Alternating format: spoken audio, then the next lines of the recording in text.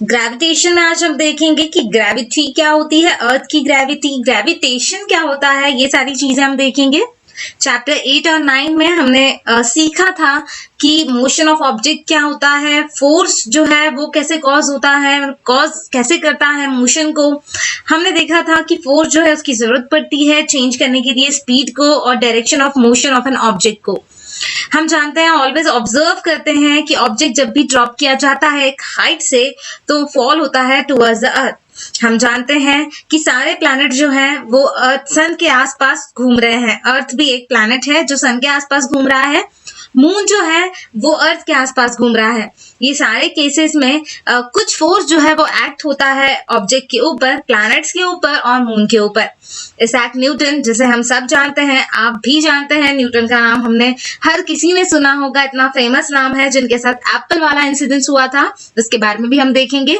इसैक Newton जो थे उन्होंने ग्रास्प किया था कि सेम फोर्स जो है वो रिस्पॉन्सिबल होता है सारी चीजों के लिए जो हमने ऊपर देखी है, और ऐसे फोर्स को हम ग्रेविटेशनल फोर्स कहते हैं। इस चैप्टर में हम देखेंगे या सीखेंगे ग्रेविटेशन क्या होता है, यूनिवर्सल लॉ ऑफ ग्रेविटेशन क्या है, हम डिस्कस करेंगे मोशन ऑफ ऑब्जेक्ट्स को under the influence of gravitational force on the अर्थ। हम स्टडी करेंगे कि कैसे वेट ऑफ बॉडी जो है वो वैरी करती है प्लेस टू प्लेस, और हम ये भी डिस्कस करेंगे कि कंडीशंस क्या होती है ऑब्जेक्ट की जब वो फ्लोट होता है वाटर के ऊपर। तो हमारा पहला पॉइंट ही है हमारी यूनिट का नाम, दैट इज ग्रेविटेशन। हम जानते हैं कि मून जो है हमारी अर्थ के आसपास घूम रहा है।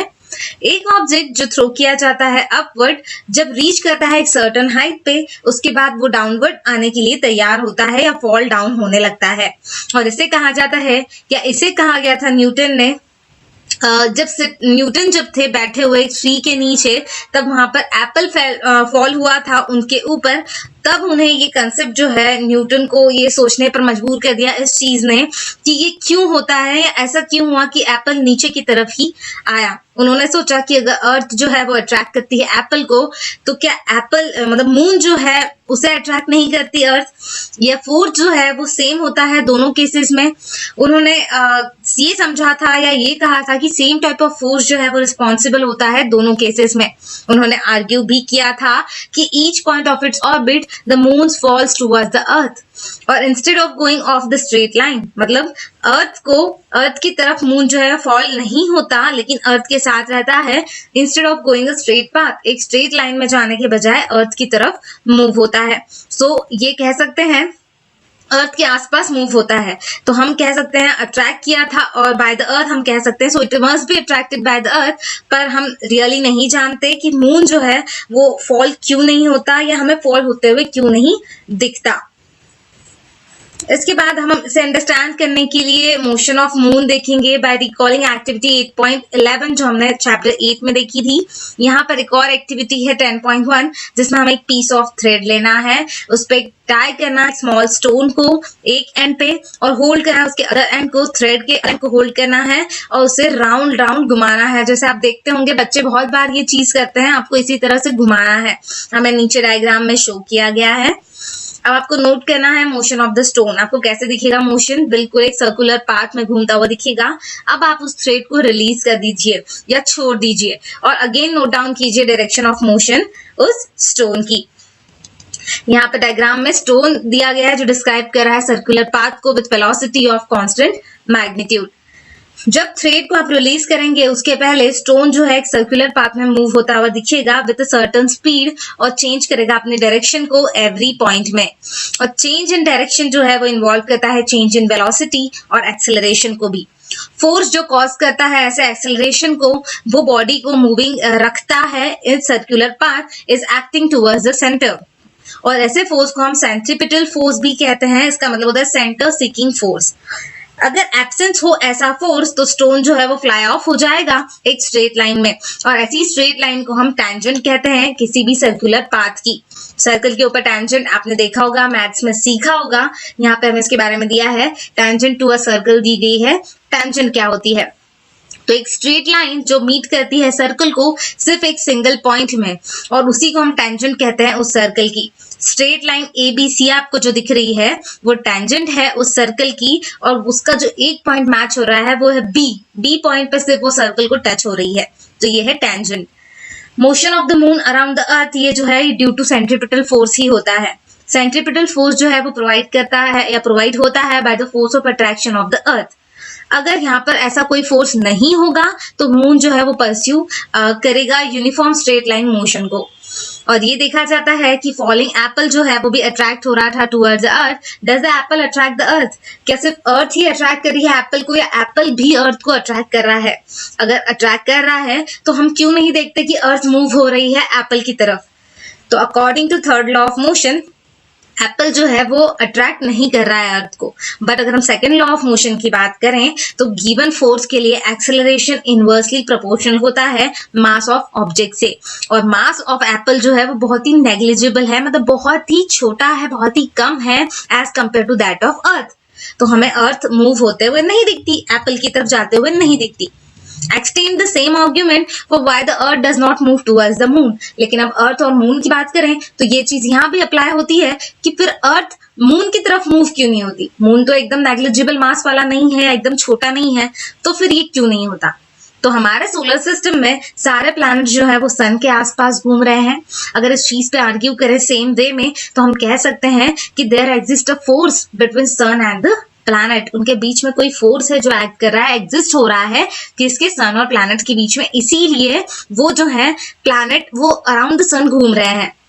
अब वो फैक्ट से हमें पता चलता है, अब वो फैक्ट से न्यूटन ने कंक्लूड किया था not only does the earth attract an apple and the moon, but all the objects in the universe attract each other। सिर्फ एप्पल को ही अर्थ अट्रैक्ट नहीं कर रही है, मून को ही अर्थ अट्रैक्ट नहीं कर रही है, पर हमारी यूनिवर्स में जितने ऑब्जेक्ट्स हैं सभी एक दूसरे को अट्रैक्ट कर रहे हैं। और ये जो फोर्स ऑफ अट्रैक्शन होता है ऑब्जेक्ट्स के बीच में, इन्हें ग्रेविटेशनल फोर्स कहा जाता है। यहाँ पे आप देख सकते हैं। अब हमारा नेक्स्ट टॉपिक में हम देखेंगे यूनिवर्सल लॉ ऑफ ग्रेविटेशन क्या है, यूनिवर्सली कौन सा लॉ यूज होता है ग्रेविटेशन के लिए। तो हर ऑब्जेक्ट जो यूनिवर्स में है वो अट्रैक्ट करता है दूसरे ऑब्जेक्ट को, हर दूसरे ऑब्जेक्ट को with a force which is proportional to the product of their masses. And वो फोर्स जो डायरेक्टली प्रोपोर्शनल है या प्रोपोर्शनल है किससे? प्रोडक्ट ऑफ उनके मासेस से, और इनवर्सली प्रोपोर्शनल है square of distance between them. तो ये force along a line joining a centre of two objects, और ये कहाँ से कंसिडर किया जाता है? तो दोनों ऑब्जेक्ट्स के लाइन ऑफ सेंटर से। जैसे आप देख सकते हैं दोनों ए और बी दो ऑब्जेक्ट्स हैं जिनके लाइन ऑफ सेंटर या पॉइंट ऑफ सेंटर हमें दिया गया है। और उसके बाद हमारा फॉर्मूला क्या बना है? Force is equal to G capital M into small m upon d square. Gravitational force जो है बिटवीन टू यूनिफॉर्म ऑब्जेक्ट ये डायरेक्टेड होता है along a line joining their centres. जैसे दो ऑब्जेक्ट्स ए और बी हैं जिनके मास कैपिटल M और स्मॉल m है रिस्पेक्टिवली, और वो लाई कर रहे हैं distance d from each other, जैसे शो किया गया था ऊपर फिगर में। तो हम कंसीडर करेंगे फोर्स जो है अट्रैक्शन, फोर्स ऑफ अट्रैक्शन जो है दोनों ऑब्जेक्ट्स के बीच का F है। तो according to universal law of gravitation, force जो है बिटवीन टू ऑब्जेक्ट ये डायरेक्टली प्रोपोर्शनल होगा to the product of their masses, that is F is directly proportional to capital M into small m। ये हमारा 10.1 equation है। उसके बाद अगर फोर्स जो है वो बिटवीन टू ऑब्जेक्ट्स जो है इनवर्सली अगर प्रोपोर्शनल है, तो हमने ऊपर पढ़ा था square of distance between them से, मतलब उन दोनों ऑब्जेक्ट्स के जो डिस्टेंस है उसके स्क्वायर से इनवर्सली प्रोपोर्शनल है, तो उसे हम इस तरह से लिखेंगे कि F is inversely proportional to 1 upon d square। Combine करेंगे इक्वेशंस को 10.1 और 10.2 को, तो हमें क्या मिलेगा? हमने दोनों इक्वेशंस को मिला दिया, तो F is proportional to M into M upon d square। ये हमारा 10.3 आया है, या आप इसको इस तरह भी लिख सकते हैं G into capital M into small m upon d square. अब आप कहेंगे G कहाँ से आया है? तो G जो है हमारा कांस्टेंट ऑफ प्रोपोर्शनैलिटी है, और इसी को हम यूनिवर्सल ग्रेविटेशन कांस्टेंट भी कहते हैं। अगर मल्टीप्लाइंग करेंगे, क्रॉस वाइज मल्टीप्लाई करेंगे तो इक्वेशन 10.4 को, तो हमें मिलेगा F, और हमने d स्क्वायर को F की तरफ शिफ्ट कर दिया क्योंकि यहाँ पर डिवाइड में था, उधर की साइड जाएगा तो मल्टीप्लाई हो जाएगा। तो F into d square is equal to G M into M। अब हमें यहाँ पर न्यूटन के बारे में दिया है, पहले हम उनके बारे में देखेंगे। इसैक न्यूटन जो थे वो बॉर्न हुए थे वुल्सथ्रॉप नियर ग्रैंथम इंग्लैंड में, और ये जनरली मोस्ट ओरिजिनल और इन्फ्लुएंशियल थेरिस्ट थे हिस्ट्री ऑफ साइंस में। वो बॉर्न हुए थे एक पुअर फार्मिंग फैमिली में, पर वो गुड नहीं थे फार्मिंग में। इवन दो उनका बर्थ एक फार्मिंग फैमिली में हुआ था, तो उन्हें फार्मिंग अच्छे से नहीं आती थी और उन्हें भेजा गया था कैम्ब्रिज यूनिवर्सिटी में अपनी स्टडी करने के लिए 1661 में। 1665 में एक प्लेग ब्रोक हुआ था कैम्ब्रिज में और इसीलिए न्यूटन जो है उन्हें एक साल अपनी पढ़ाई से ऑफ लेना पड़ा था। और उतने समय में, अब वो एक साल में उन्हें उनके साथ ये एप्पल वाला जो इंसिडेंस है, क्योंकि हम सब लोग उन्हें एप्पल वाला इंसिडेंस से ही जानते हैं ज्यादातर लोग, तो एप्पल वाला इंसिडेंस उनके साथ हुआ था और ये इंसिडेंस ने उन्हें प्रॉम्प्ट किया था न्यूटन को to explore the possibility of connecting gravity, ताकि वो और ज्यादा एक्सप्लोर कर सकें या जान सकें कि ये क्या चीज है या कनेक्टिंग ग्रेविटी की पॉसिबिलिटी क्या होती है with the force that kept the moon in its orbit. ऐसा कौन सा फोर्स है जो मून को अपनी ऑर्बिट के अंदर ही रखता है, और इसके कारण उन्होंने यूनिवर्सल लॉ ऑफ ग्रेविटेशन को फाइंड आउट किया था। और ये बहुत ही रिमार्केबल था कि बहुत सारे ग्रेट साइंटिस्ट जो थे उनके पहले, उन्होंने भी इस चीज की ग्रेविटी की स्टडी की, पर वो उस चीज में फेल हो गए, उसे पूरी तरह से फाइंड आउट नहीं कर पाए थे। न्यूटन ने फॉर्मुलेट किया था एक well known law of motion को, उन्होंने वर्क किया था थ्योरीज के ऊपर, लाइट के और कलर के। उन्होंने डिजाइन किया था एक एस्ट्रोनॉमिकल टेलीस्कोप ताकि वो कैरी आउट कर सके उनकी एस्ट्रोनॉमिकल ऑब्जर्वेशंस को। न्यूटन जो है एक ग्रेट मैथमेटिशियन भी थे और इन्होंने इन्वेंट किया था एक न्यू ब्रांच ऑफ मैथमेटिक्स जिसे हम कैलकुलस कहते हैं। उन्होंने यूज किया था इसे to prove that object outside a sphere of uniform density and sphere behaves as if the whole of its mass is concentrated at its centre.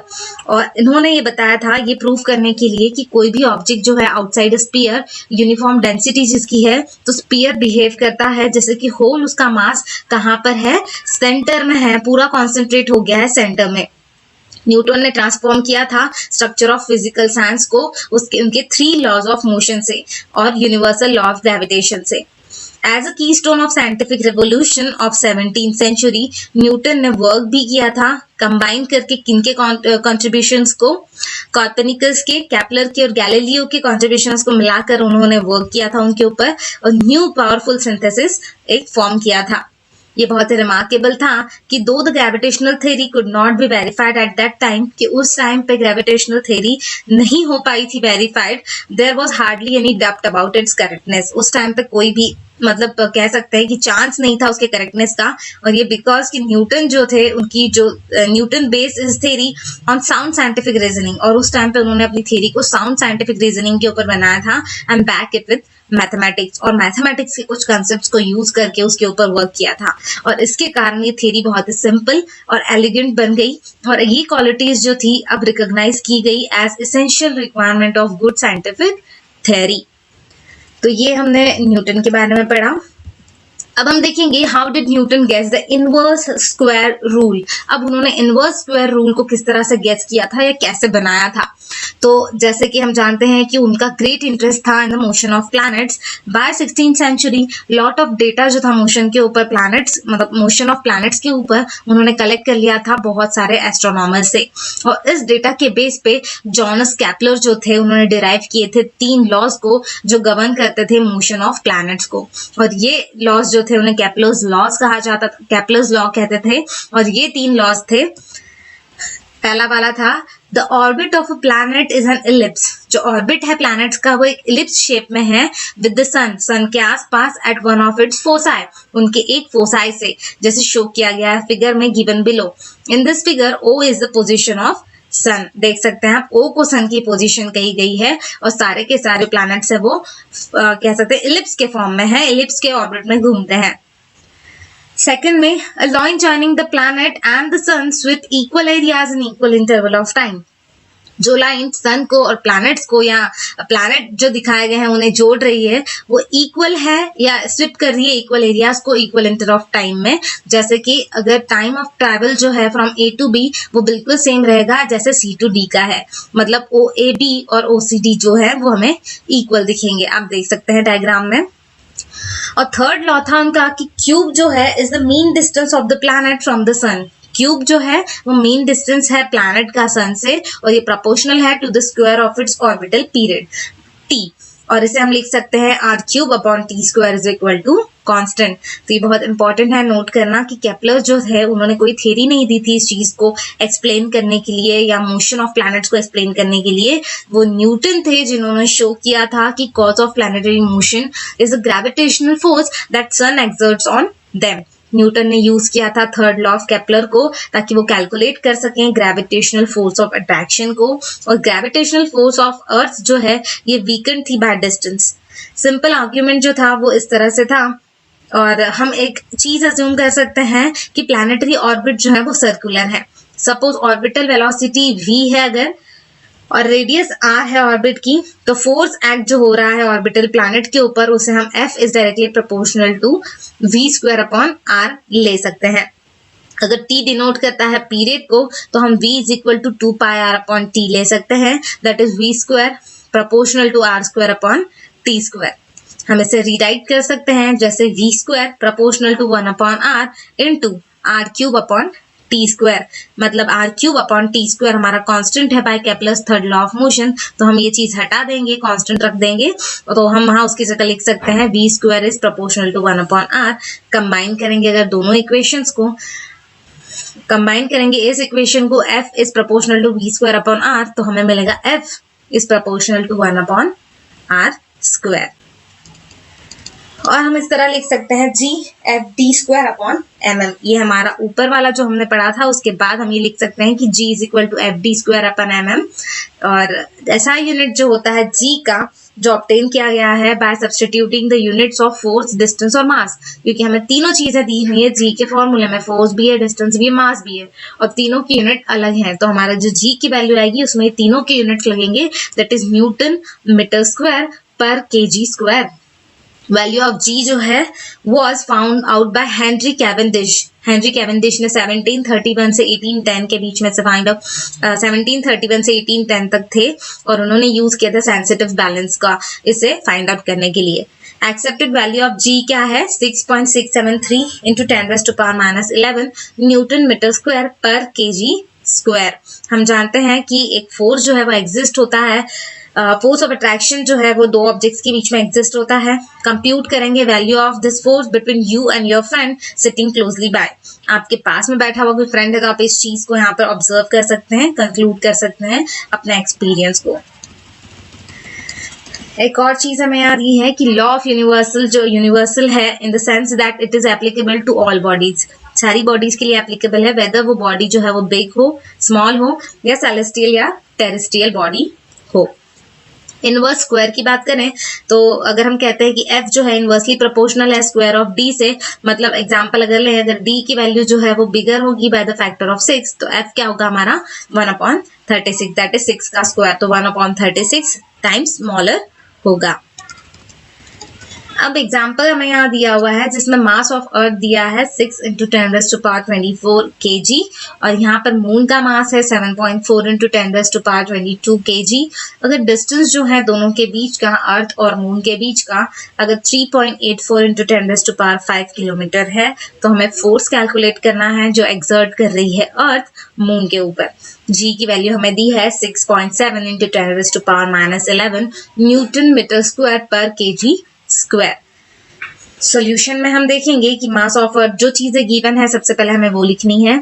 एक चीज की हमें डिस्टेंस जो है वो किलोमीटर में दिया है, हमें उससे मीटर में करना है, तो यहाँ पे हमने 3.84 × 10⁻5 है इंटू 1000 कर दिया है मीटर में करने के लिए। अब 3 zeros 1000 में है, उसे हम एडजस्ट कर देंगे तो 5 ऑलरेडी थे 10 के ऊपर, 3 और ऐड हो गए, दैट इज 10⁻8 मीटर। ये हमारा डिस्टेंस आ गया। ग्रेविटेशन हमें दिया हुआ है, g की वैल्यू हमें दी गई है। इक्वेशन 10.4 से फोर्स जो एक्सर्ट हो रहा है अर्थ से मून के ऊपर उसका फॉर्मूला है F is equal to g mm/d²। हमने सारी वैल्यूज को पुट किया है, उसे सॉल्व करने के बाद हमें आंसर मिला है 2.01 × 10⁻20 न्यूटन। और ये हमारा फोर्स है जो एक्सर्ट हो रहा है अर्थ से मून के ऊपर। अब हम देखेंगे importance of universal law of gravitation क्या है। Universal law of gravitation successfully explain करता है सेवरल फिनोमेना को जो बिलीव किए जाते हैं अनकनेक्टेड। जैसे फोर्स जो है जो बाइंड कर रहा है अर्थ को, motion of the moon around the earth, motion of the planet around the sun, और tides due to motion due to moon and the sun. moon और sun के कारण जो tides आती हैं वो, ये सारी चीजें क्या है, importance, universal law of gravitation की इंपॉर्टेंस है. फ्री फॉल की बात करते हैं तो हम अंडरस्टैंड करेंगे इसका मीनिंग इस एक्टिविटी को परफॉर्म करके. 10.2 एक्टिविटी में हमें एक स्टोन लेना है, उसे ऊपर की तरफ फेंकना है और जब एक सर्टेन हाइट पे वो जाएगा उसके बाद वो नीचे आना शुरू होगा, मतलब फॉल डाउन होना शुरू होगा. ये हमारी एक्टिविटी है. हम जानते हैं, हमने लर्न किया है कि अर्थ अट्रैक्ट करती है ऑब्जेक्ट को अपनी तरफ, तो ये ड्यू टू ग्रेविटेशनल फोर्स होता है. जब भी कोई ऑब्जेक्ट फॉल होता है towards the earth under this force alone, तो हम कह सकते हैं कि ऑब्जेक्ट जो है वो फ्री फॉल है. क्या कोई चेंज होता है उसकी वेलोसिटी में जब वो ऑब्जेक्ट फॉल होता है? तो while falling there is no change in the direction of motion of the object. Direction of motion में कोई चेंज नहीं होता, पर अर्थ के अट्रैक्शन के कारण चेंज होता है उनके मैग्नीट्यूड ऑफ वेलोसिटी में. कोई भी चेंज वेलोसिटी में इन्वॉल्व करता है एक्सेलरेशन को. तो जब भी ऑब्जेक्ट फॉल होता है टुवर्ड्स द अर्थ तो एक्सेलरेशन उसमें इन्वॉल्व होता है, और ये एक्सेलरेशन जो है ये due to earth gravitational force होता है, और इसीलिए this acceleration is called acceleration due to gravitational force of the earth. और हम एक्सेलरेशन ड्यू टू ग्रेविटी भी कह सकते हैं. इसे हम स्मॉल जी से डिनोट करते हैं. यूनिट जो है हमारे स्मॉल जी का वो बिल्कुल सेम होता है एक्सेलरेशन के, that is metre per second square. हम जानते हैं सेकेंड लॉ ऑफ मोशन को कि फोर्स जो है is product of mass and acceleration. तो लेट मास जो है स्टोन का एक्टिविटी 10.2 में वो हमने m कंसिडर किया है, और ऑलरेडी हम जानते हैं कि एक्सेलरेशन जो है इन्वॉल्व हो रहा है फॉलिंग ऑब्जेक्ट में ड्यू टू ग्रेविटेशनल फोर्स, उसको हमने g से डिनोट किया है. Therefore मैग्नीट्यूड जो है, magnitude of gravitational force F जो है वो इक्वल होगा प्रोडक्ट ऑफ मास से और acceleration due to gravitational force से, that is F is equal to m into g. Equation 10.4 और 10.6 से हमें मिलेगा mg is equal to g mm upon d square. हमने दोनों तरफ से mm हमारे कैंसिल हो गए, तो हमारा जो मिला है नेक्स्ट इक्वेशन वो है g is equal to g capital upon m, मतलब g into capital M upon d square. ये हमारा 10.7 का इक्वेशन आया है, जहां पर m जो है हमारा मास ऑफ अर्थ है, d डिस्टेंस है between object and the earth. Let object जो है वो ऑन या near the surface of the earth है, तो डिस्टेंस d जो है इक्वेशन 10.7 में वो इक्वल टू r हो जाएगा. r मतलब कैपिटल R जो रेडियस है अर्थ की, और इसीलिए ऑब्जेक्ट जो है ऑन और नियर रहता है सरफेस ऑफ द अर्थ के, तो हम उसे लिखते हैं mg is equal to g m into m upon r square. That is g is equal to capital G into capital M upon capital R square. Earth जो है एक परफेक्ट स्फीयर नहीं है. As radius of the earth जो है increase होती है from the pole of the equator, तो वैल्यू ऑफ g जो है वो ग्रेटर हो सकता है पोल्स पे than at equator. For most of the calculations हम g की वैल्यू जो है मोर और लेस ले सकते हैं कांस्टेंट और नियर द अर्थ, जब वो पास में या नियर है अर्थ के ऊपर या अर्थ के पास में है तब. बट ऑब्जेक्ट्स जो बहुत दूर हैं अर्थ से, तो acceleration due to gravitational force of earth जो है वो इक्वेशन 10.7 में जो हमने निकाला है वैसे हमें लेना होगा. नेक्स्ट है to calculate the value of g की वैल्यू कैसे कैलकुलेट करते हैं. तो वैल्यू ऑफ g जो है हमें उसके निकालने के लिए capital G, capital M, capital R की वैल्यूज को पुट आउट करना पड़ेगा 10.9 में. Namely universal gravitational constant G की value 6.7 into 10⁻11 newton per metre square, newton metre square per kg square. Mass of the earth जो है m is equal to 6 into 10⁻24 kg, और radius of earth r जो है वह 6.4 into 10⁻6 metre. इनकी values हमने put की, तो g की वैल्यू हमें मिली यहाँ पे 9.8 मीटर पर सेकेंड स्क्वायर, और ये value of acceleration due to gravity है अर्थ के ऊपर जो है 9.8, जो आपको हर जगह यही मिलेगी. नेक्स्ट टॉपिक है हमारा motion of object under the influence of gravitational force of the अर्थ. अब मोशन कैसी होती है ऑब्जेक्ट की, इन्फ्लुएंस अगर है उनके ऊपर ग्रेविटेशनल फोर्स ऑफ अर्थ का. तो अब हम एक एक्टिविटी करेंगे इस चीज को अंडरस्टैंड करने के लिए कि वेदर सारे ऑब्जेक्ट्स जो है हॉलो या सॉलिड हो, बिग या स्मॉल हो, वो फॉल होते हैं जब हाइट से एक सेम रेट से ही होते हैं. हमें एक शीट ऑफ पेपर लेना है और एक स्टोन लेना है, ड्रॉप करना है दोनों को एक साथ फर्स्ट फ्लोर से आपकी बिल्डिंग के. ऑब्जर्व कीजिए कि क्या दोनों को सेम टाइम लग रहा है ग्राउंड पर पहुंचने के लिए, ग्राउंड को टच करने के लिए. आप देखेंगे कि पेपर जो है वो लिटिल बिट थोड़ा ज्यादा टाइम लेगा एज कंपेयर टू स्टोन, और ये बिकॉज ऑफ एयर रेजिस्टेंस होता है. एयर ऑफर करता है resistance due to friction of the motion of the falling object, और ये रेजिस्टेंस ऑफर किया जाता है by air to paper is more, है ना, than the resistance offer to the stone. जितना रेजिस्टेंस वो पेपर को देता है उससे कम रेजिस्टेंस वो स्टोन को देता है, इसलिए स्टोन इजीली, उसको कम फ्रिक्शन मिलता है तो वो इजीली नीचे आ जाता है, जल्दी नीचे आ जाता है। और ये एक्सपेरिमेंट आप ग्लास जार के साथ भी कर सकते हैं, from which air has been suck out and the paper and the stone would fall at the same rate. हम जानते हैं कि ऑब्जेक्ट एक्सपीरियंस करता है acceleration due to free fall. From equation 10.9 जो है ये एक्सीलरेशन एक्सपीरियंस किया गया by an object is independent of its mass. Mass से कोई रिलेशन नहीं है, इंडिपेंडेंट है मास से। इसका मतलब ये है कि सारे ऑब्जेक्ट हॉलो हो या सॉलिड, बिग हो या स्मॉल, वो फॉल होते हैं सेम रेट से। According to the story, Galileo ने ड्रॉप किए थे डिफरेंट ऑब्जेक्ट्स को टॉप से, लीनिंग टावर ऑफ पीसा के टॉप से किए थे जो इटली में है, ताकि ये चीज प्रूफ हो सके। जी जो है इस कांस्टेंट है near the earth. All the equation जो है वो uniformly accelerated motion of an object के वो हैं जो है वो वैलिड है एक्सेलरेशन ए के लिए जो रिप्लेस किए गए हैं जी से। इक्वेशन हम लिख सकते हैं इसमें v is equal to u plus a t. ये तीन इक्वेशंस बहुत इंपॉर्टेंट है फ्रेंड्स, आगे के न्यूमेरिकल्स आपको इन इक्वेशंस पर ही आएंगे। सेकेंड हमारा s is equal to u t plus half a t square, और नेक्स्ट है हमारा v square is equal to u square plus 2as, जहां पर u और v हमारी इनिशियल और फाइनल वेलोसिटी है, s हमारा डिस्टेंस है जो कवर किया गया है टाइम t में। अप्लाई करने के लिए इन इक्वेशंस को हमें acceleration a to be positive जब वो डायरेक्शन ऑफ वेलोसिटी में है और डायरेक्शन ऑफ मोशन में है, और एक्सेलरेशन a को हम नेगेटिव लेंगे जब वो अपोज करेगा मोशन को।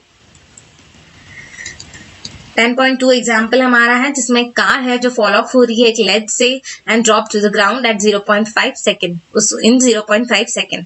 तो हमें g की वैल्यू दी है 10 मीटर पर सेकेंड स्क्वायर। यहाँ पर जैसे हमने ऊपर निकाली थी वो थी 9.8 मीटर पर सेकेंड स्क्वायर, पर यहाँ पर हमें 10 ली है ताकि हमारा कैलकुलेशन ईजी हो सके।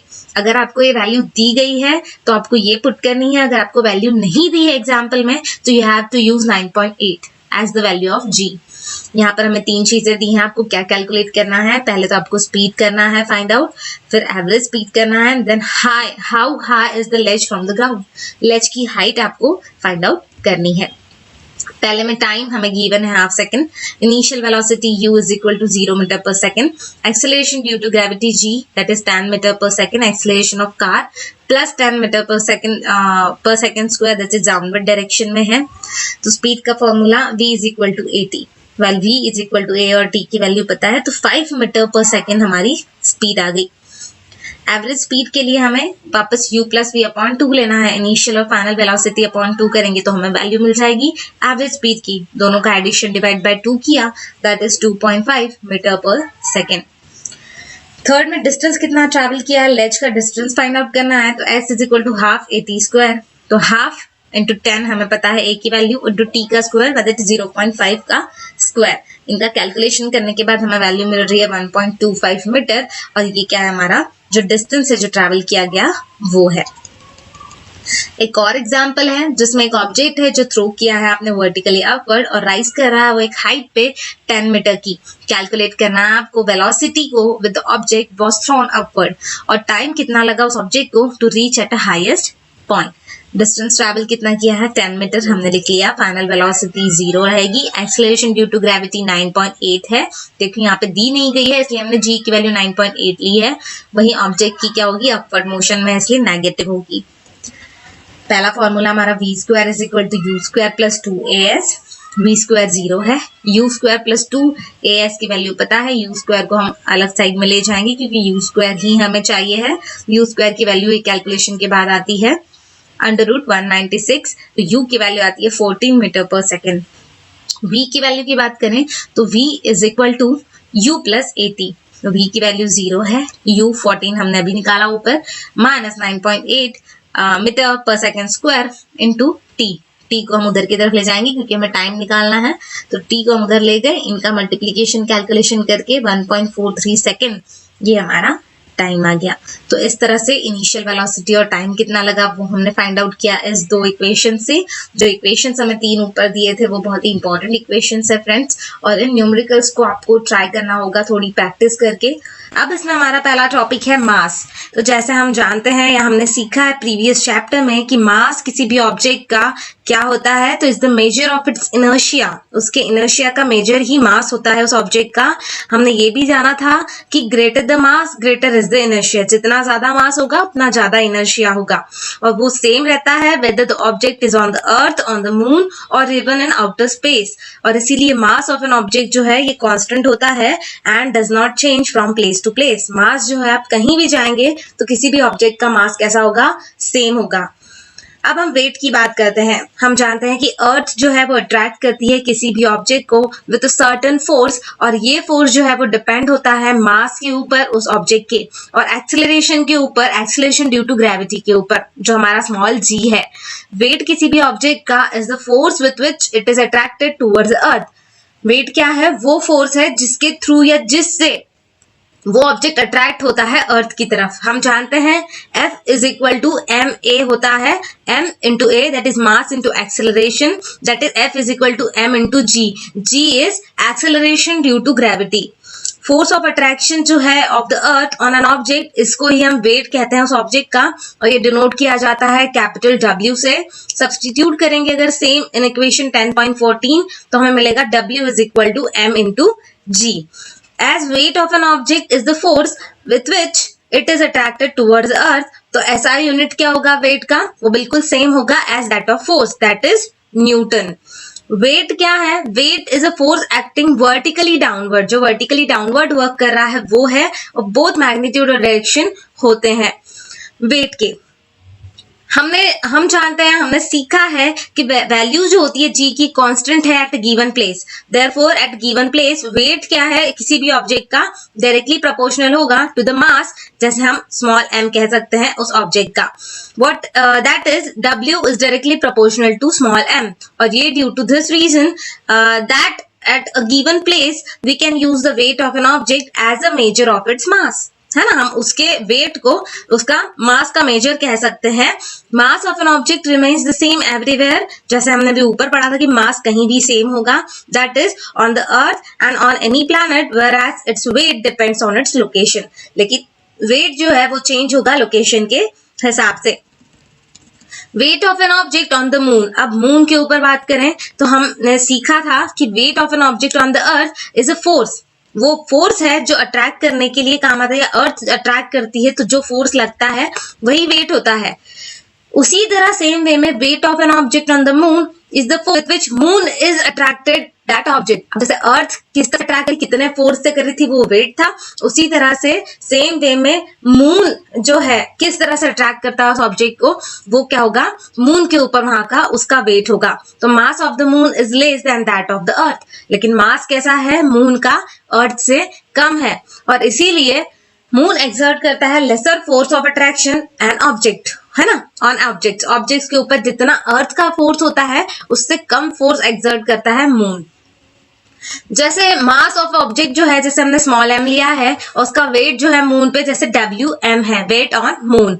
Late us mass of the moon be mm, mass moon का, तो mass moon and its radius भी RM, रेडियस ऑफ मून ये है RM। तो अप्लाई करेंगे universal law of gravitation, the weight of an object on the moon will be क्या होगा, WM weight of मतलब object on the moon is equal to G mm into small m upon RM, मतलब radius of moon का whole square.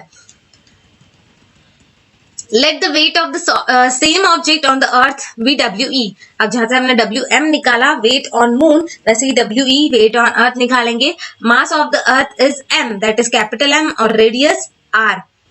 तो यहाँ पर table जो हमें दिया है उसमें दोनों चीजें दी है सेलेस्टियल बॉडी की, दो सेलेस्टियल बॉडी अर्थ और मून हमें यहाँ पे दिया गया है। अर्थ का मास केजी में दिया है 5.98 इंटू 10⁻²4, वाइल मून का मास हमें दिया है 7.36 इंटू 10⁻22। वहीं रेडियस दी है दोनों की मीटर में, दैट इज 6.37 इंटू 10⁻6 मीटर और 1.74 इंटू 10⁻6 मीटर। इक्वेशंस 10.9 और 10.15 से हमारे पास में WE is equal to G capital M into small m upon r square आएगा। सब्स्टिट्यूट करेंगे वैल्यूज को टेबल 10.1 की इन इक्वेशंस, ये जो हमारी इक्वेशन है 10.17 और ऊपर वाला 10.16 में, ये हमें वैल्यूज दी हुई है, बस हमने वैल्यूज पुट करना है। यहाँ पे हमने वैल्यूज पुट कर दी है यहाँ पे, तो हमारा WM क्या आ गया, weight on moon 2.431 into 10⁻10 G into M, और वहीं WE क्या आ गया, weight on earth 1.474 into 10⁻11 G into small m।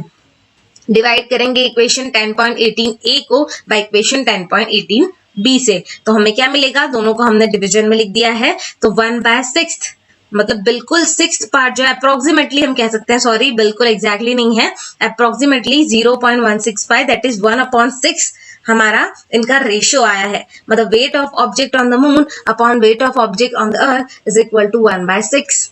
तो वेट ऑब्जेक्ट का मून पे जितना होता है, कितना होता है, वो 1/6 होता है वेट ऑन द अर्थ। अर्थ के ऊपर जितना होगा, मतलब अर्थ के ऊपर जितना है, मून के ऊपर जितना होगा 1/6 होगा अर्थ के ऊपर जितना है उससे। एग्जाम्पल यहाँ पे हमें दिया है जिसमें मास ऑफ ऑब्जेक्ट जैसे 10 kg है, वहां पे हमें वेट निकालना है अर्थ के ऊपर। मास हमें दिया है 10 kg, acceleration due to gravity हमने पहले निकाल चुके हैं हम, that is G is equal to 9.8 metre per second square, और हमारा फॉर्मूला है W is equal to M into G। हमारे पास M और G दोनों चीजें हैं, वैल्यूज पुट की, हमें आंसर मिला है वेट 98 न्यूटन। तो वेट ऑब्जेक्ट का कितना होगा, 98 न्यूटन। नेक्स्ट एग्जाम्पल है जिसमें हमें ऑब्जेक्ट जिसका वेट 10 न्यूटन है उसे मेजर किया गया on the surface of the अर्थ। अब उसका वेट कितना होगा अगर सरफेस ऑफ द मून पे मेजर किया जाए, तो हम जानते हैं कि ऑब्जेक्ट जो है मून पे कितना होता है, 1/6 of the weight of on the अर्थ। उस ऑब्जेक्ट का वेट जितना अर्थ पे है, मून पे है, उससे 1/6 होता है अर्थ पे, that is WM is equal to WE upon 6। हमें दोनों वैल्यूज पता है, यहाँ पर हमें WE की वैल्यू पता है 10/6 न्यूटन दैट इज 1.67 न्यूटन, ये होगा उस ऑब्जेक्ट का वेट मून के ऊपर। अब हम देखेंगे हमारा नेक्स्ट टॉपिक जिसका नाम है थ्रस्ट एंड प्रेशर। जैसे आपने कभी सुना है, आप बहुत वंडर हुए होंगे सोच के कि कैमल जो है वो कैसे रन कर सकते हैं डेजर्ट में इजीली। आर्मी टैंक जो है weighing more than 1000 tonne rest upon a continuous chain, एक कंटिन्यूअस चेन के ऊपर कैसे रह सकते हैं। ट्रक या मोटर बस जो है उनके टायर्स बहुत ही वाइडर क्यों होते हैं, कटिंग टूल जो है उनकी एजेस बहुत ही शार्प क्यों होती है, और एड्रेस करने के लिए इन सब क्वेश्चंस को अंडरस्टैंड करने के लिए फिनोमेनॉन को हमें हेल्प लेनी पड़ेगी कुछ कॉन्सेप्ट्स की, और ये जो कॉन्सेप्ट्स हैं वो थ्रस्ट और प्रेशर पर डिपेंड है।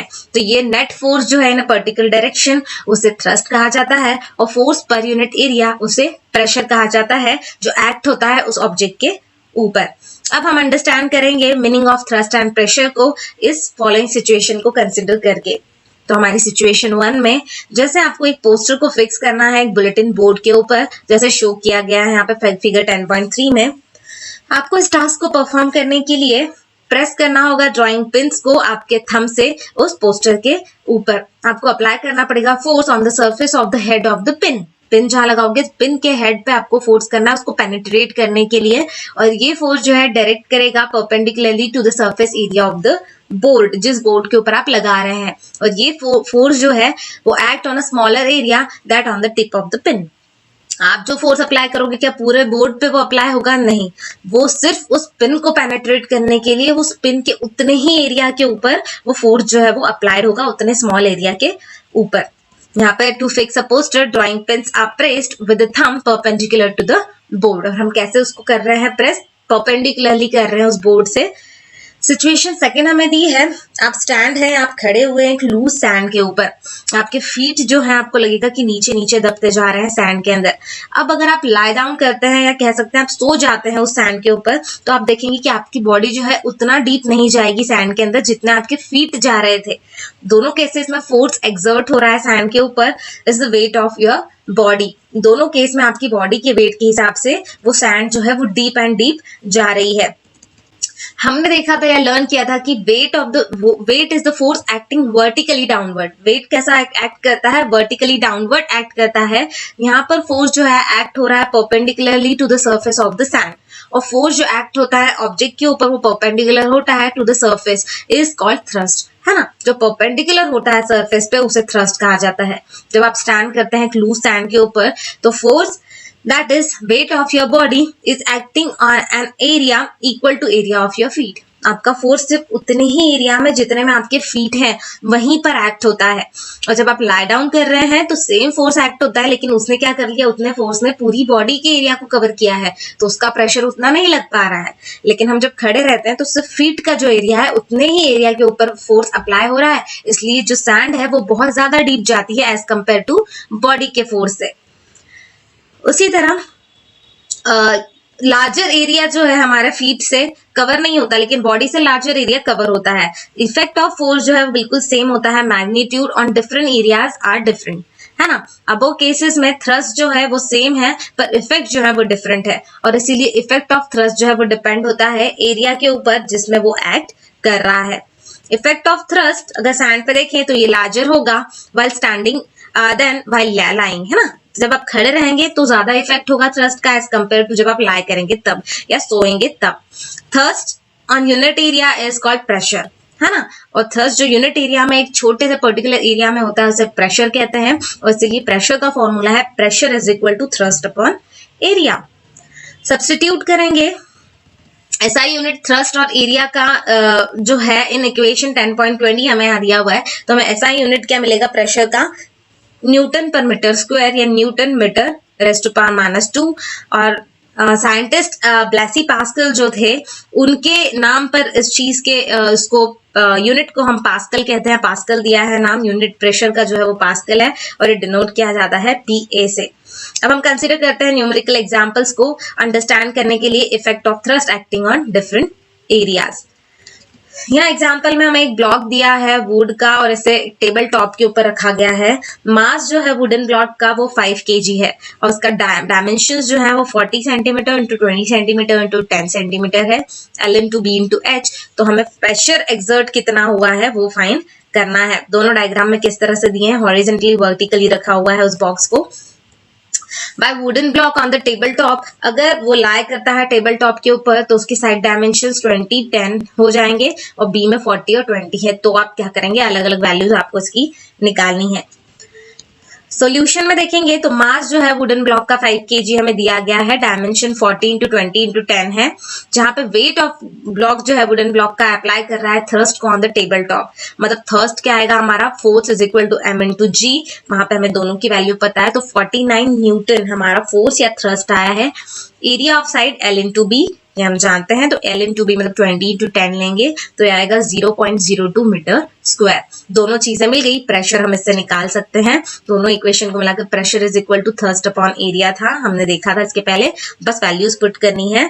49 न्यूटन अपॉन 0.02 मीटर स्क्वायर, तो हमारा आंसर आया है 2450 न्यूटन पर मीटर, ये हमारा प्रेशर आया है। अगर ब्लॉक को हम लाई करते हैं on the sides of dimension 40 into 20 के हिसाब से अगर रखते हैं तो ये सेम थ्रस्ट को उसके ऊपर अप्लाई करेगा, एक्सर्ट करेगा। एरिया हमें निकालना है सिर्फ लेंथ इंटू ब्रेथ, लेंथ है 40 और 20 that is 800 centimetre square, that is 0.08 metre square. बस हमारा थ्रस्ट सेम था, दैट इज 49 न्यूटन जो हमने पहले निकाला था वही यहाँ लेना है। नीचे हमने जो एरिया निकाला है वो अलग आएगा हमारा, क्योंकि हमने ब्लॉक को लाई कर दिया था।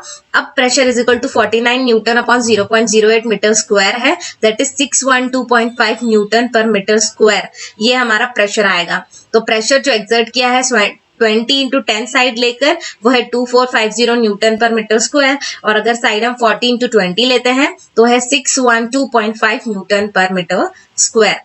दस यहाँ पे हम कह सकते हैं कि सेम फोर्स एक्ट हो रहा है, स्मॉलर एरिया पे एक्सर्ट करता है एक लार्जर प्रेशर को और स्मॉलर प्रेशर जो है वो लार्जर एरिया को। और ये रीजन है कि नेल जो है वो पॉइंटेड टिप की होती है ताकि इजीली पेनिट्रेट हो सके। नाइफ्स जो है उनकी शार्प एजेस होती है और बिल्डिंग्स जो है उनके फाउंडेशंस बहुत ही वाइड बनाए जाते हैं। अब हमारा नेक्स्ट टॉपिक है प्रेशर इन फ्लूइड। फ्लूइड के अंदर प्रेशर कैसे होता है, फ्लूइड्स जो है वो प्रेशर अप्लाई कैसे करती हैं। तो सारे लिक्विड और गैसेस जो है वो फ्लूइड की कैटेगरी में आते हैं। सॉलिड एक्सर्ट करता है प्रेशर को on the surface due to its weight, और सिमिलरली फ्लूइड्स जो है उनका वेट और वो जो है एक्सर्ट करते हैं प्रेशर को on the base and walls of the container in which they are enclose, जिसमें वो रखे गए हैं उनकी वॉल्स में। जैसे पानी की बात करें तो पानी की बॉटल का जो एरिया है, वॉल्स हैं, उसके ऊपर वो प्रेशर एक्सर्ट करते हैं। प्रेशर एक्सर्ट करते हैं किसी भी कन्फाइंड मास ऑफ फ्लूइड में और वो ट्रांसमिटेड होता है undiminished in all the direction. Same जो होता है हर डायरेक्शन में सेम एक्सर्ट होता है प्रेशर। अब हमारा नेक्स्ट टॉपिक है बियॉन्सी, और बियॉन्सी में हम पढ़ेंगे कि हम आपने कभी सुना है स्विमिंग इन पूल के अंदर, और आपने बहुत ही लाइटर फील किया हो, आप कभी स्विमिंग किया हो आपने तब, तो आपने कभी ड्रॉन किया है वाटर को फ्रॉम अ वेल। अगर आप कुएं से पानी निकाल रहे हो, आप देखेंगे कि जब आपकी बकेट ऊपर आ जाती है तो आपको हैवी लगने लगती है। जब तक पानी के अंदर भर के रखिए आपको हैवी नहीं लगती, लेकिन जैसे आप उसे ऊपर खींचते हैं वो हैवी होने लगती है। आपने कभी इस बारे में देखा है या आपको आश्चर्य हुआ है कि जो शिप होती है वो आयन या स्टील के चीजों से क्यों बनी होती है? अगर आयन और स्टील से बनी है तो भी सिंक क्यों नहीं होती सी वाटर के अंदर? क्योंकि अगर हम आयन और स्टील का सेम अमाउंट लें और उसकी एक शीट बनाए, एक प्लेन थिन शीट या शीट बनाए, तो वो जो है वो सी वाटर के अंदर डेफिनेटली सिंक हो जाएगी। पर हमारी जो बोट है, शिप है, वो क्यों नहीं होती? तो ऐसे क्वेश्चंस जो है वो आंसर किए जाएंगे बियॉन्सी के रूल को कंसिडर करके। अब हम अंडरस्टैंड करेंगे मीनिंग ऑफ बियॉन्सी को बाय डूइंग एन एक्टिविटी। ये एक्टिविटी हमें दी है जिसमें हमें एक एम्प्टी प्लास्टिक बॉटल लेनी है, क्लोज करना है उसके माउथ को बॉटल के एक एयरटाइट स्टॉपर से। अब उसे in bucket filled with water you see the bottle floats. आप देखेंगे उसे एक फुल बकेट के अंदर आपको उस बॉटल को रख देना है, तो आप देखेंगे वो बॉटल जो है सिंक नहीं होगी, वो फ्लोट करते रहेगी। पुश कीजिए आप उस बॉटल को पानी के अंदर, आप फील करेंगे अपवर्ड पुश को, आपको ऐसा लगेगा नीचे से भी कोई प्रेशर एक्सर्ट हो रहा है, फोर्स एक्सर्ट हो रहा है। आप उसे फिर पुश कीजिए डाउनवर्ड, आप देखेंगे बहुत डिफिकल्ट होगा, डिपर एंड डिपर आप जितना उसको अप्लाई करेंगे फोर्स को उतना। ये इंडिकेट करता है कि वाटर जो है एक्सर्ट करता है फोर्स को on bottle in the upward direction, और अपवर्ड फोर्स जो एक्सर्ट किया जा रहा है by water goes on increasing. ये बढ़ते जाएगा, जितना आप ज्यादा उसे अंदर की तरफ पुश करेंगे उतना अपवर्ड फोर्स जो है वो बढ़ते जाएगा जब तक वो कंप्लीटली इमर्स नहीं होती। अब आप रिलीज कर दीजिए बॉटल को, ये फिर वापस ऊपर सरफेस पर आ जाएगी, बाउंस हो जाएगी और ऊपर की तरफ आ जाएगी। तो जो फोर्स है due to gravitational attraction of the earth act हो रहा है क्या इस बॉटल के ऊपर? अगर हाँ, तो ये बॉटल जो है वो इमर्स क्यों नहीं रहती वाटर के अंदर आफ्टर इट रिलीज? जैसे हमने उसे रिलीज किया तो भी उसके अंदर क्यों नहीं रह रही है? ग्रेविटेशनल अट्रैक्शन तो है ना, नीचे की तरफ से अगर अट्रैक्शन है तो वो नीचे आ जानी चाहिए थी। तो किस तरह से बॉटल को आप इमर्स कर सकते हैं वाटर के अंदर? Force due to gravitational attraction of the earth जो है वो एक्ट होता है बॉटल के ऊपर डाउनवर्ड डायरेक्शन में। सो बॉटल जो है वो पुल्ड होती है डाउनवर्ड, बट वाटर एक्सर्ट करता है अपवर्ड फोर्स को बॉटल के ऊपर, और इसीलिए बॉटल जो है अपवर्ड की तरफ पुश हो जाती है। हमने ये भी सीखा था कि वेट ऑफ ऑब्जेक्ट जो है is the force due to gravitational attraction of the earth. जब बॉटल इमर्स की जाती है तो अपवर्ड फोर्स एक्सर्ट होता है उस बॉटल के ऊपर bye the water on the bottle is greater than its weight. उसके वेट से ज्यादा फोर्स अप्लाई हो रहा है और इसीलिए वो राइज अप हो जाती है जब हम उसे रिलीज करते हैं या डीप पुश करने से छोड़ देते हैं। बॉटल को कंप्लीटली इमर्स करने के लिए अपवर्ड फोर्स जो है बॉटल के ऊपर due to water must be balance. जितना उनका फोर्स है अपवर्ड फोर्स, उतना ही आपको फोर्स लगाना होगा बैलेंस रखने के लिए, और ये अचीव हो सकता है एक्सटर्नली अप्लाइड फोर्स के ऊपर जो एक्ट हो रहा है डाउनवर्ड, और ये फोर्स जो है at least equal to the difference between upward force and weight of the bottle. Upward force जो है एक्सर्ट किया जाता है by the water on the bottle, और इसी को हम अपथ्रस्ट कहते हैं या बायोन फोर्स कहते हैं। इनफैक्ट सारे ऑब्जेक्ट्स एक्सपीरियंस करते हैं फोर्स ऑफ बायोन्सी को जब वो इमर्स किए जाते हैं फ्लूइड के अंदर, और मैग्नीट्यूड जो है इस बायोन फोर्स का वो डिपेंड होता है डेंसिटी ऑफ द फ्लूइड के ऊपर। फ्लूइड की डेंसिटी कितनी है उसके ऊपर मैग्नीट्यूड डिपेंड होता है बायोन फोर्स का। नेक्स्ट हमारा है कि वाई ऑब्जेक्ट फ्लोट और sink when place on the surface of the water. कोई ऑब्जेक्ट ऐसे होते हैं जो सिंक हो जाते हैं, कोई ऑब्जेक्ट्स ऐसे होते हैं जो फ्लोट होते हैं। तो ऐसा क्यों होता है? तो हम ये फॉलोइंग एक्टिविटी को देखेंगे, जिसमें हमें एक बीकर लेना है पानी से भरा हुआ। अब इसमें आयरन नेल प्लेस करनी है उसके सर्फेस ऑफ द वाटर पे। ऑब्जर्व करना है कि क्या होगा। आप सब जानते हैं नेल जो है वो सिंक हो जाएगी। फोर्स जो है ड्यू टू ग्रेविटेशनल अट्रैक्शन अर्थ का, वो नेल के ऊपर वर्क करेगा और उसे डाउनवर्ड की तरफ पुल करेगा। यहाँ पर अपथ्रस्ट ऑफ वाटर जो है नेल के ऊपर वो तो हो रहा है, वो उसे पुश कर रहा है अपवर्ड, पर डाउनवर्ड फोर्स जो है नेल के ऊपर जो एक्ट हो रहा है वो ज्यादा है एज कम्पेयर टू अपथ्रस्ट या अपवर्ड फोर्स वाटर का, और इसीलिए वो सिंक हो गई। मतलब वाटर ने अपना प्रेशर थोड़ा कम लगाया या कम प्रेशर था एज कम्पेयर टू ऊपर का जो हमारा डाउनवर्ड प्रेशर है, इसलिए वो नीचे आ गई। यहाँ पर आयरन नेल जो सिंक हो रही है और कॉक है, कॉक दिया हुआ है हमें जो फ्लोट हो रहा है सरफेस ऑफ वाटर के ऊपर। एक वुडन कॉक ले लीजिए आप, तो देखिए ऊपर वो पानी में तैर रहा है। एक्टिविटी में हमें पीस ऑफ कॉक, जैसे हमने ऊपर डायग्राम में देखा, वो आप देख सकते हैं। इक्वल मास दोनों की अगर आप लेते हैं तो भी, पर आप देखेंगे कि जो कॉर्क है वो फ्लोट होगा, नेल जो है वो सिंक हो जाएगी। और ये हैपन होता है बिकॉज डिफरेंस है उनकी डेंसिटीज में। डेंसिटी ऑफ सब्सटेंस जो है वो डिफाइन की जाती है as mass per unit volume, और डेंसिटी ऑफ कॉर्क जो है वो लेस है than the density of water. इसका मतलब ये है कि अपथ्रस्ट ऑफ वाटर जो है कॉर्क के ऊपर वो ज्यादा है as compare to down force, तो डाउनवर्ड फोर्स कम है और इसीलिए वो फ्लोट हो रहा है पानी के ऊपर।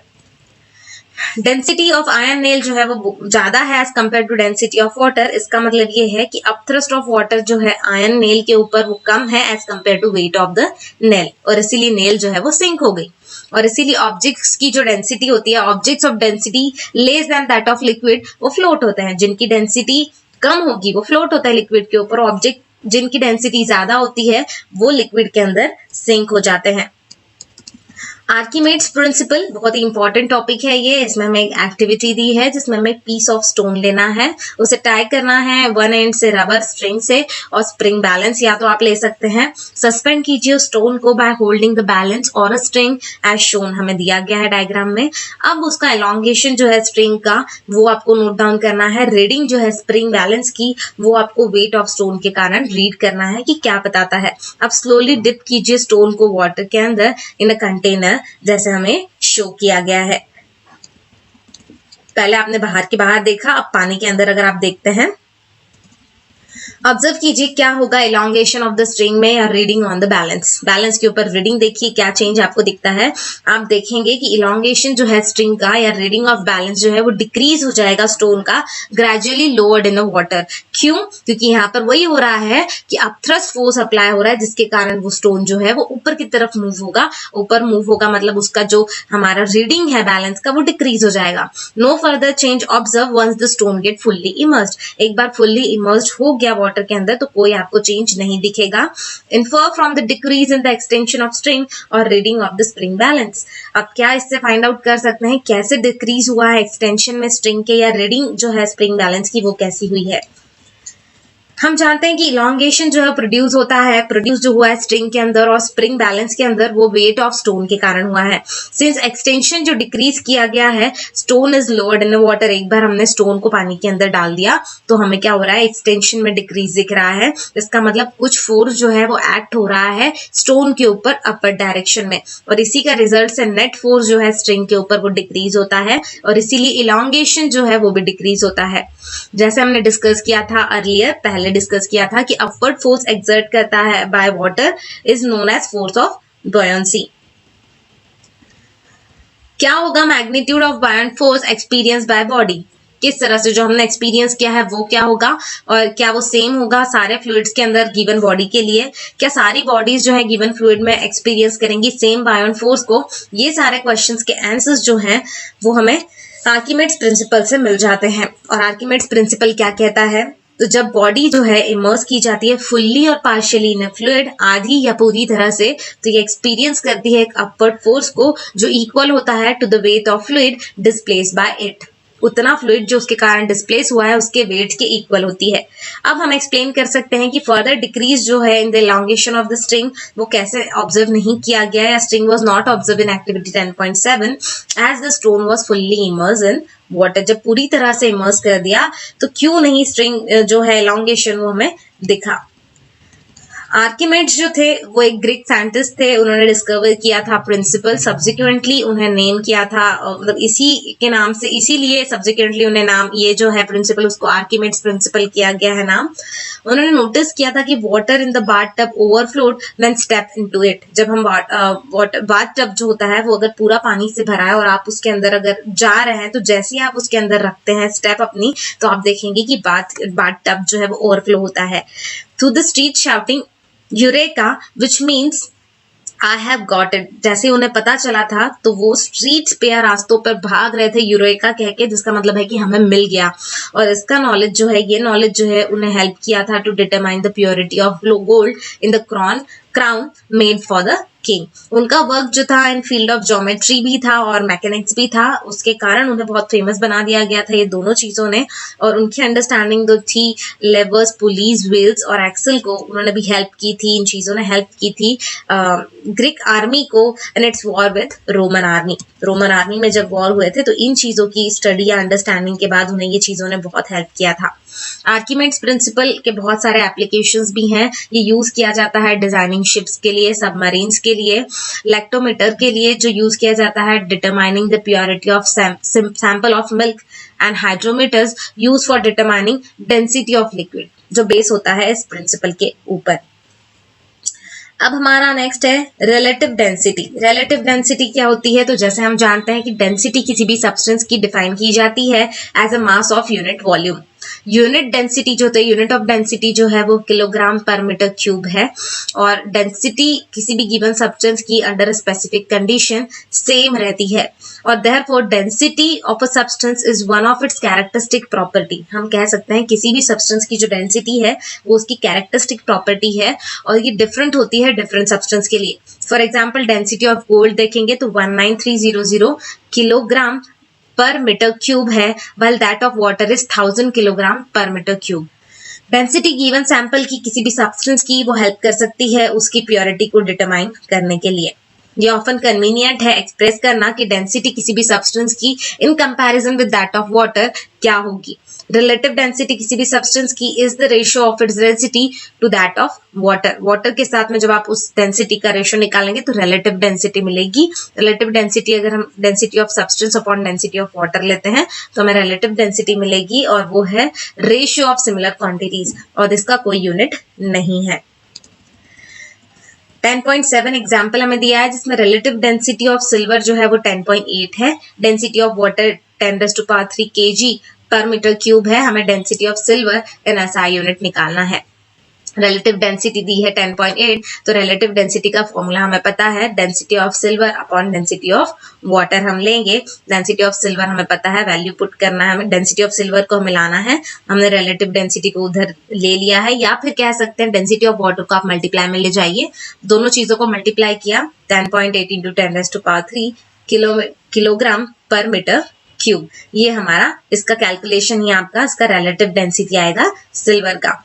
तो फ्रेंड्स, इस तरह से इस चैप्टर को हमने यहाँ कंप्लीट किया है और ये सारे टॉपिक्स को यहाँ पर हमने कवर किया है।